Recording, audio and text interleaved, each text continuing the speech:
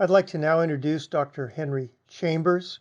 Dr. Chambers is a professor of medicine and an expert in infectious disease from the University of San Francisco at California. Dr. Chambers also graduated from Centre College in Kentucky and is from Campbellsville, Kentucky. So he is a native Kentuckian. Although he is in San Francisco at present, we still consider him being from Kentucky. And at this time, Dr. Chambers will be presenting to us a primer on COVID-19 vaccines. Thanks so much, Kevin, and welcome to everyone who's listening on the call. It's a pleasure to be here virtually and back in Kentucky.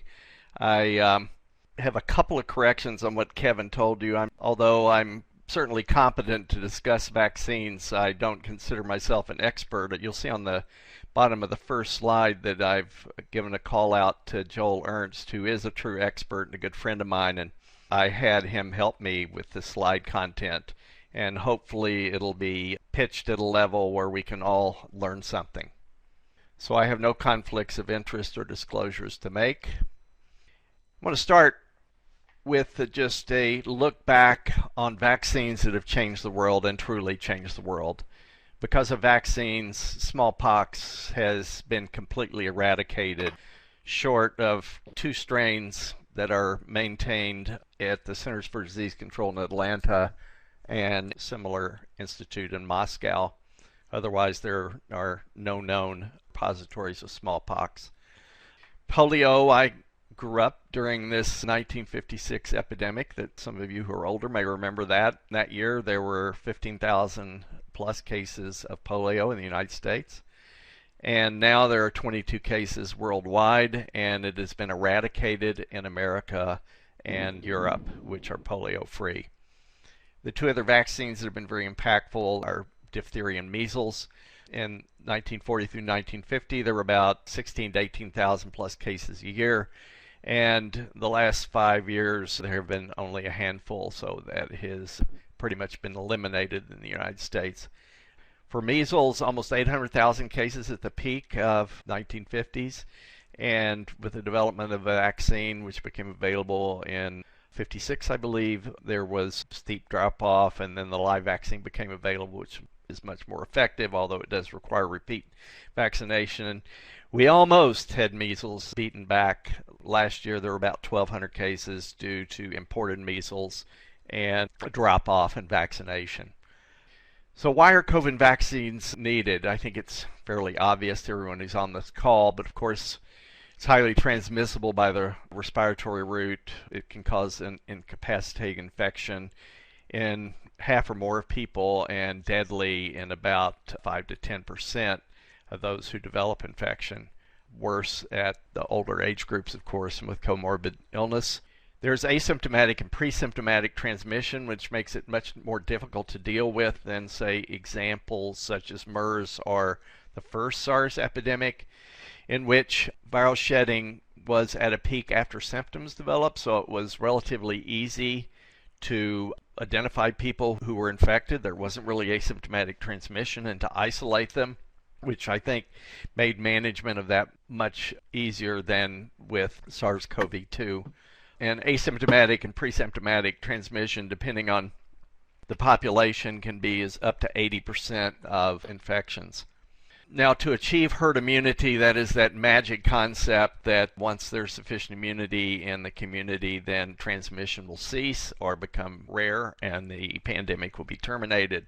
It's estimated it requires 70% of the U.S. population to become infected for this to occur, which would amount to 1.2 million deaths, assuming an overall case fatality rate of 0.5%. Of course, the case fatality rate is about 3 to 4% of documented cases, but it's probably less than that because of asymptomatic and pre-symptomatic disease.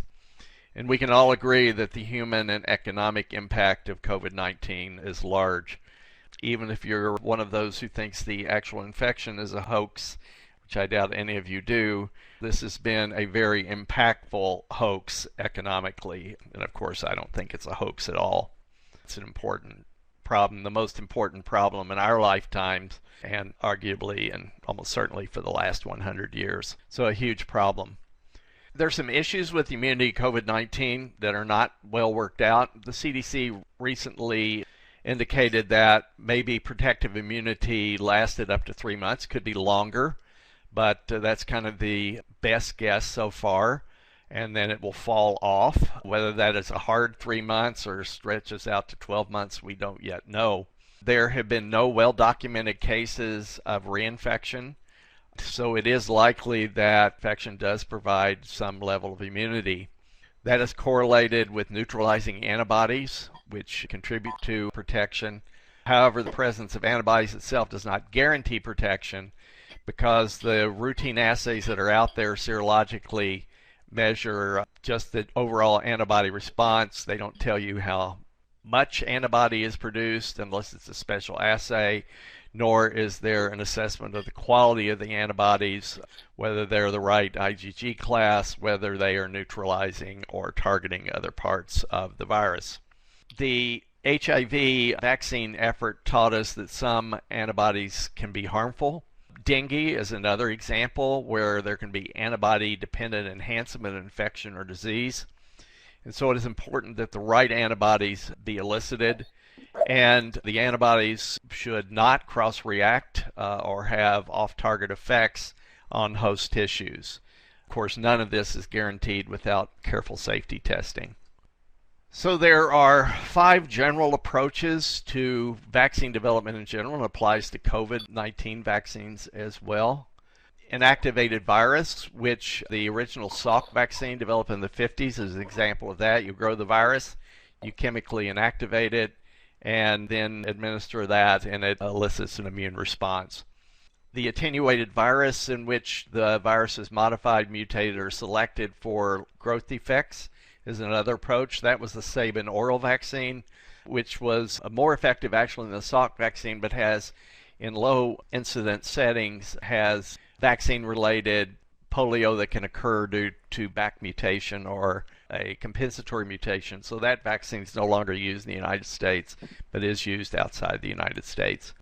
An experimental approach with some of the vaccines are using is nucleic acid based. There are DNA vaccines, which is on a plasmid that is then delivered. The plasmid is then taken up inside the cells, transcribed into RNA, then translated into a protein antigen, which then the immune system identifies. And then there are RNA vaccines cutting out the DNA step. Fourth type is purified protein plus an adjuvant or minus an adjuvant. Hepatitis B and tetanus vaccines are examples of that. And the HPV vaccine is a virus-like protocol that mimics a protein and adjuvant combination. And then the next experimental platform is the viral vector delivery of antigen, in which a replicating or non-replicating virus delivers the antigen to the host, which then is reacted to by the host immune response. This is a recent publication in Nature that I thought just demonstrated where the vaccines for COVID are being developed. You can see that the old technology of protein-based is still the most common. Virus inactivator weakened is kind of in 4th place, but there's a heavy investment in the viral vector and nucleic acid technologies, which I've said are unproven. That other category is data that I don't really believe that other vaccines may impart some immunogenicity, for example, BCG vaccine, but I think those data are very weak, and I wouldn't hang my hat on that at all as being particularly relevant. I took this from the Washington Post a couple days ago, in which they had an excellent article on COVID-19 vaccine development. And I took this just to give you a sense of what's going on. So preclinical is a laboratory in which it's tested in animals and lab experiments. There are almost 200 of those in development now. There's 7 vaccines that are in phase 1 trials. Phase 1 trials might have, 50 subjects or less, in which healthy individuals are given a vaccine which is used only to assess its safety. It usually has a dose ranging component that tries to titrate the antibody response, which is also measured, although it's not known if those antibodies are effective, but they're tested for neutralizing capability And T cell response is also measured in general because that's important for antibody development and for cell-mediated immunity. Those just give you a sense of the dose for immunogenicity and sense of the side effects with the vaccine. Those are generally short-term. It will be useful for telling you whether your arm hurts after you get a shot or a fever. It's not useful for less common complications or adverse events like Guillain-Barré. Phase 2, there are 11 vaccines that are at this stage of development. This is a larger group of individuals, a more diverse population, and is maybe designed to give you some efficacy data, but its primary intent is to provide information on safety of the vaccine.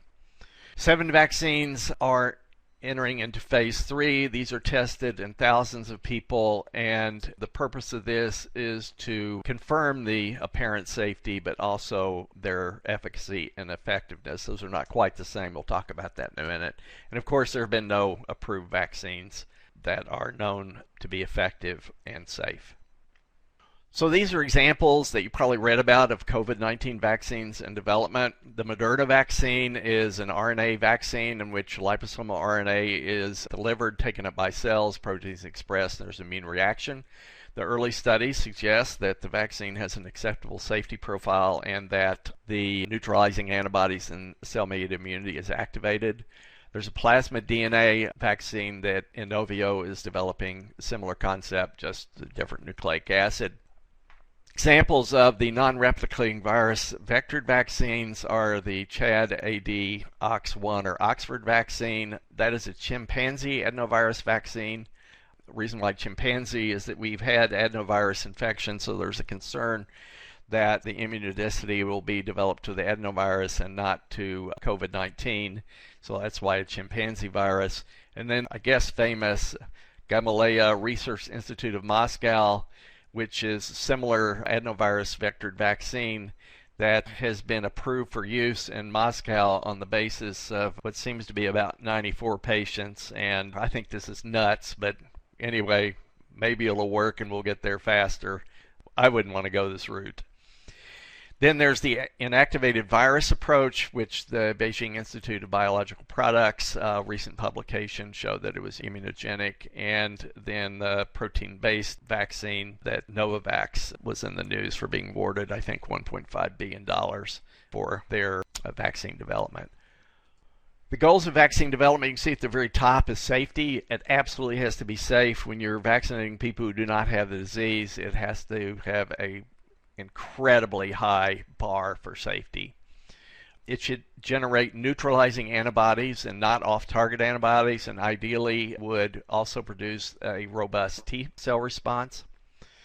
It should block infection where the virus enters, so there should be mucosal immunity, which is some IgA and probably IgG component. There should be long-lived immunological memory that ideally would be better than natural infection. And it should be directed towards viral targets that cannot easily mutate to escape antibodies that are produced by the host. This has been one of the difficult challenges with HIV vaccine, is its mutability. Less of a problem with the spike protein, to which most of these target-based approaches depend. So, stages of vaccine development, we've discussed a little bit about this, but discovery and development, picking the antigen or target that you want to develop, show that it works in animals, and it's safe in animals. Then it goes into human trials in phase 1 to look at its preliminary safety, and then to determine whether it stimulates an immune response in humans. Then the goal of the phase 3 study is, does it protect humans from disease? That is efficacy. Then there is effectiveness. As we all know, in the real world, if the vaccine isn't delivered, it won't be effective. And this is where the challenge, I think, may come, is not developing an efficacious vaccine, but deploying it in a way that it is effective in the real world setting in the population. Other essential vaccine considerations, particularly here, are rapid and large-scale production, which is essential in a pandemic. Must be economical on a global scale, and the vaccine ideally would be stable and for populations regardless of location. for example, avoiding the need for refrigeration if this would be used in the developing world. The innovation of warp speed, I think, which Kevin takes exception to that. He thinks it's warp to refer to this as warp speed, I guess, or a defilement of Star Trek, probably more correctly. But anyway, the innovation with that approach is not in speeding up the development and testing process so much as money is provided up front so that the instant that the efficacy is demonstrated, vaccine will be available. So it mainly is going to buying vials, manufacturing product for distribution, and all the things that you wouldn't do until you finish your phase 3 trial to accelerate its deployment to get it out as rapidly as possible. So why does it take so long to develop a vaccine? They require time to observe for complications, and this is a typical timeline for classical vaccines. Generally preclinical is a couple 3 years. Phase 1, similar number, dozens of patients or volunteers, not patients. Phase 2, another couple of 3 years. Phase 3, another couple of 3 years. And then, only then does manufacturing begin. What Warp Speed has done is move this manufacturing throughout this pipeline. Preclinical and phase 3 are designated as 0 months. Do need to have enough people vaccinated in an at-risk population, but minimum amount of time, as you can see if you just total it up, is about 12 to 18 months, and that's where that number comes from. This is a nice review of the stages of vaccine development in general and for COVID in particular. Another approach other than vaccinating large populations is human challenge studies. So the typical approach is for vaccine protection to be determined in a large population at risk who are naturally exposed to infection. Obviously, you have to have sufficient disease in the population to demonstrate its efficacy. It is slow and expensive to deploy a vaccine in a large number of people. Some of the flu vaccines that are live vaccines were developed by testing in volunteers, in which you challenge humans with the virus and see if the vaccine is protective. Less expensive, certainly more rapid. The problem with it is, what if you do not have a cure for your viral infection? So for example, you could never do a human challenge infection with HIV, and there are similar concerns with COVID-19 when there is no reliable curative treatment. This approach has also been used for malaria, by the way, because there is a treatment, so it is possible to do, but is a potential problem. These are the pros and cons of conducting a challenge study for COVID-19. So the pros: small sample size, less expensive, rapidly generate knowledge. It can be precisely timed, and you can identify predictive determinants of infection, and you can mitigate risk if population trials take longer than expected by taking on one of these studies in conjunction with a larger phase 3 study. There are disagreements in terms of cons about the upper limit of risk when there is no reliable treatment. You know, should we be taking college students who have a 1 in 10,000 chance of death? However, there are other risks other than death, and those aren't well identified when there's no treatment.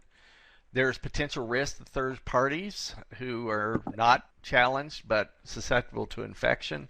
It may limit generalizability of the results to populations not tested, and it requires a lot of planning and preparation to pull it off. You would also need appropriate facilities to minimize risk to participants, staff, and communities. You know, you'd have to take somebody and lock them up for a month and do that to a bunch of people so that they would not be in the community. This would compete for other resources. There would have to be a viral challenge stock available to conduct these experiments. Ideally, they would have attenuating mutations. And the other thing you would want to do is plan these in parallel with clinical trials and not rely on this data alone. The other issue, I suppose it's ethical, but it's also scientific and public health, is who goes first, who wants to go first. I think most of the feeling is that it should be targeted to critical personnel, high-risk medical, national security, and other essential workers to protect the healthcare infrastructure. It's estimated there will need to be about 12 million doses or double doses, depending on if a booster is required for this to be pulled off. But what about other people at disproportionate risk? For example, Latino and Latina populations, African Americans, which are at greater risk, poorer people with underlying conditions, older adults, long-term care facilities. Would it even be effective in some of these populations? And then what about the support staff? You want to be vaccinating the cleaning staff. I think it would be socially and politically and public health unacceptable to reserve the vaccine for doctors and for nurses when there are other people who are also at risk, and some of those populations are listed here. In terms of developing a vaccine, there are other things that you can do that are useful in terms of generalizing the protective value of the vaccine.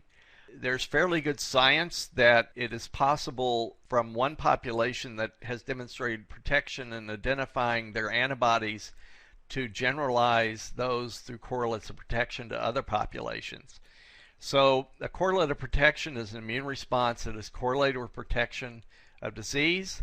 It allows one to compare different vaccines, and it allows one to extrapolate based upon the immune response, necessarily not on protection, to show what the effective efficacy of the vaccine might be. So, for example, if you demonstrated in a younger age group that there was a robust response and those individuals were protected because they were most at risk in the community, and you administer the vaccine to an older population that has a lower rate of disease, for example, but you demonstrated their antibody response was similar, then you could deduce that once a certain level shown here of protective immunity is achieved, that correlates with the level of protection. The other question that has been raised is about the durability of immunity. I already raised this as an issue about that 3-month horizon for natural antibody. This is the paper that raised concern, and this is a log scale, about the durability of an antibody response, and over the period of about 3 months, antibody levels declined. It turns out that that is completely normal, natural, and expected. This is Stanley Plotkin's tome on vaccines, in which the phenomenon is demonstrated. So here's the primary immune response. And you can see that there's a natural decay such that it goes to undetectable levels. But on a re-challenge, it boosts up to even better levels and occurs rapidly. There's no delay of days or weeks. And there's a prompt secondary immune response. And a durable immune response may be more like this than the antibody level itself. Thank you. I hope you found this useful to review. It's an incredibly important topic. I think we'll get there with the vaccine. I think we'll probably get there with the vaccine before we do with an effective curative medication because of the timeline that we're on. Most experts I've talked to think it'll be at the earliest early next year before a vaccine can be approved, and possibly a year or 18 months from now, more at the outside. So with that, I'll try and take some questions.